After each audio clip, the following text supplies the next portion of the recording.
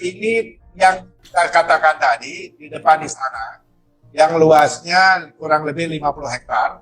Oke. Yang baru ini kita sentuh ya, baru ini, belum final nih, belum final. Oke. Nah, ini kurang lebih gagasan-gagasannya seperti ini.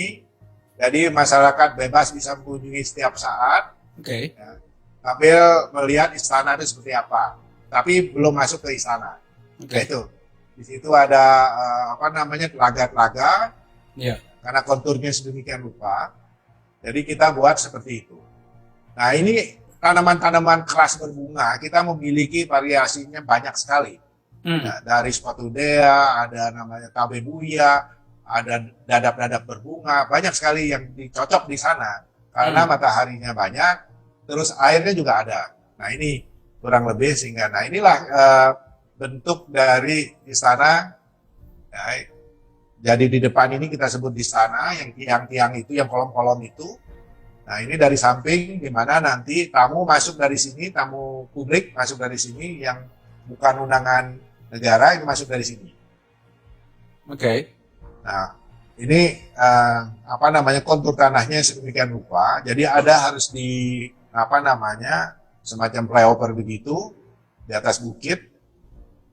Ada juga terus bisa napak tanah gitu. Nah, ini kalau kita lihat lapangan upacara itu sebenarnya tidak rata seperti itu. Itu sebenarnya berbukit-bukit.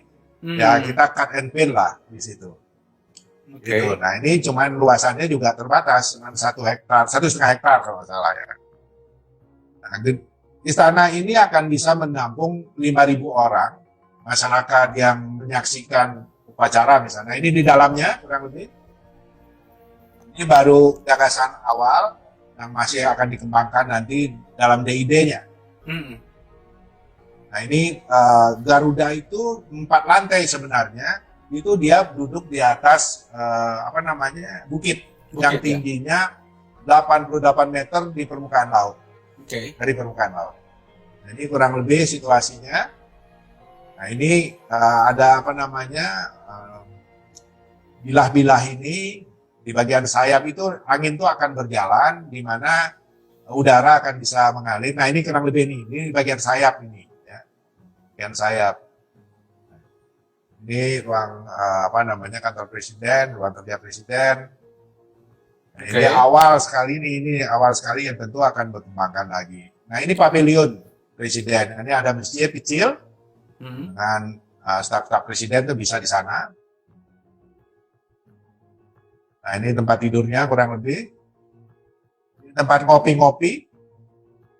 Nah, dengan tamu negara bisa diajak ke sana. Nah, bisa dicapai melalui jalan setapak. Ada pergolanya begitu. Tergantung. Nah, ini lorong yang di masjid kecil ini. Oke. Ini adalah pavilion Wisma Negara.